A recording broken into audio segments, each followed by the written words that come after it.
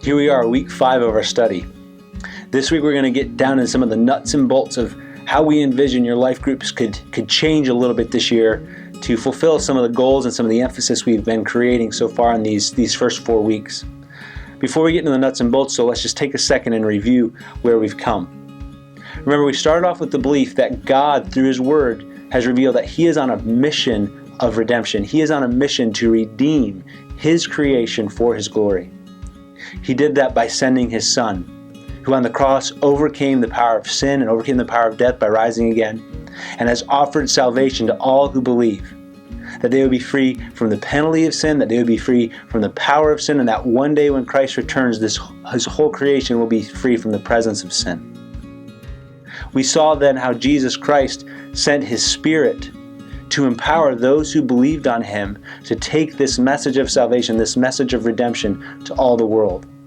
That these Spirit-empowered followers, His disciples as we saw last week, were called to be fishers of men. They were to be actively pursuing individuals within this world to share with them this message of redemption. And that's where we finished last week, that we are fishers of men, and I hope you had some profitable discussion considering how and who you are fishing for, who in your life you're seeking to bring to Christ. You know, I think that analogy of fishing is helpful. Maybe not if you're not a fisherman or don't enjoy fishing, but for me, I think it's a helpful analogy. See, when it comes to fishing, it's a little more complex than some people think. Sure, one day you can decide, hey, I want to go fishing, so you go to the store, you buy your license, you buy a pole, pick up some lures, some bait, whatever it is, and hey, let's go find a lake. If that's been your experience of fishing, you've probably found yourself sitting on the shore edge of a lake or something like that and not having much luck and being probably pretty bored. However, my idea of fishing is finding somebody or knowing somebody who has this secret spot or this special spot where we know the fish are there. And then finding out exactly what it is that the fish are biting on and at this time of year what they're going after. And then taking our time and making the preparation to go into that spot with the proper gear, with the proper lures, with everything we need, and having a great day catching a lot of fish. I think in ways sometimes when we talk about evangelism, right, when we talk about reaching out to others, we can have that understanding, that same experience maybe, right? That we go out and we just try to share our faith. We know we need to share our faith, and so we just go try to share our faith, and sometimes it's disappointing, discouraging, sometimes just unfruitful. And we haven't taken the time to really think through what's the best way of going about this? What's the best way that I can reach these people for Christ? That question is basically where all of this has been leading us to as we consider life groups and our goals for life groups this fall and this year. In a nutshell, here's what we envision. We envision that our life groups would identify one group of people that they would commit to serve 1 to 2 times a month this year. Now, critical to this serving is that it's done in 2 ways. That it's done consistently, that's why we're aiming for 1 to 2 times a month, and relationally, that it's done with people, as opposed to doing a project like cleaning up the park or cleaning up the roadside. We want this to be consistently done with people so that we can build ongoing relationships with them. The goal for your groups this week is twofold.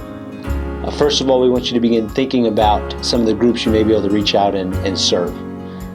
Spend some time brainstorming and just thinking through some groups of people that you could potentially serve. Once you kind of circle 3 to 4, 5 maybe different groups, secondly, just spend some time praying for them.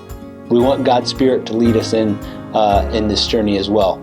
So just spend maybe a few weeks praying over these groups and see what doors God may open up. Your life group leaders are going to have some more detailed information, some questions to kind of ask and find out where we're all connected in various things and people we may have. But let me just give you kind of a brief rundown of some of the main ideas as you jump into this so you can be thinking through it. They all start with the letter N. The first N I want you all to think about is neighborhoods. What is the geographic area that you live in, or maybe that the majority of people in your life group live in? And when you think about neighborhoods, be thinking about, okay, where are the common places that people gather that live in this neighborhood? Are they part of a neighborhood association? Maybe there's no neighborhood really connection in your area, and maybe you could be a house that could start hosting something for the neighbors. Maybe you look around your neighborhood and find individuals in your neighborhood, elderly folks or single parents or widows or things like that, that just have some extra needs, and your group could kind of form a team that seeks to meet the practical needs of those individuals in your neighborhood. So the first area we want you to start looking for as a group is your neighborhood. The second area we encourage you to consider is your network. Now, when I say network, I want you to think about people that you are connected to through common interests. This could be people you work with, people you go to school with, people that you share sports teams with or other interest clubs with, whatever you may have a network of connection with people. Now, once again, maybe this is just one person in your group has this network to a group of individuals.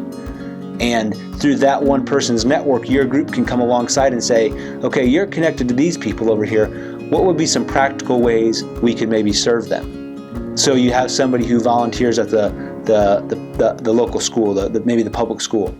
Okay, your group says, hey, you're already connected to this network. We think of any ways we could serve people in this public school? Maybe we serve the teachers. Maybe we serve a special selection of students. Whatever it may be, we're thinking about ways that you are networked to people in your community. The third end we want to think about is need. Can you identify individuals in your community that you may be connected with that just have needs? As you wrap up your time tonight, could I just share 3 quick examples of how I've seen this play out in other churches or other lives? A gentleman moved to a neighborhood, a new town, and didn't really know many people, but as he joined that neighborhood, he started going to some of the neighborhood meetings, the association meetings. Through sitting through the association meetings and being a regular there, he eventually became part of the neighborhood association team. And through that, he's been able to actually build very lasting and strong relationships with people in that neighborhood just because he's there. When they have problems, they call him to ask for help. He's built a relationship with them so that now he has opportunities to share the gospel. The second illustration is a group that targeted a middle school. And what they did is they wanted the middle school teachers to know that they were being cared for and prayed about. And so what they did is they got a list of the middle school teachers at this public school, and they just started praying through these teachers. They had some connection, some network, and they got this list. They started praying for these teachers. And then they decided they wanted to show up once a month and serve them in some way. One day they did coffee and donuts for them. Just stop by, we have coffee and donuts for you, write a prayer request down. Next month they brought lunch for them. And they were intentionally able to serve and connect with these people that they really had no initial relationship until they did that. The third group is a group of people that went to a retirement community. They went to a retirement center and they started, meeting and just encouraging, talking with the old folks, singing some songs with them, things like that. But over time, they found out they were not simply being an encouragement to the folks in the home. They were actually being an encouragement to all the staff who were there, taking care of these individuals. And they were able to build relationships not with just the people in the home, but then the staff that were working there, as the staff saw these people just sacrificially coming out and loving faithfully and regularly. As you spend some time brainstorming now, just once again, be thinking of who you know in your neighborhood, who you may be networked to, or if you know of anybody that has needs. And let's pray that the Spirit of God will lead your group to serve people to further His mission of redemption in this world.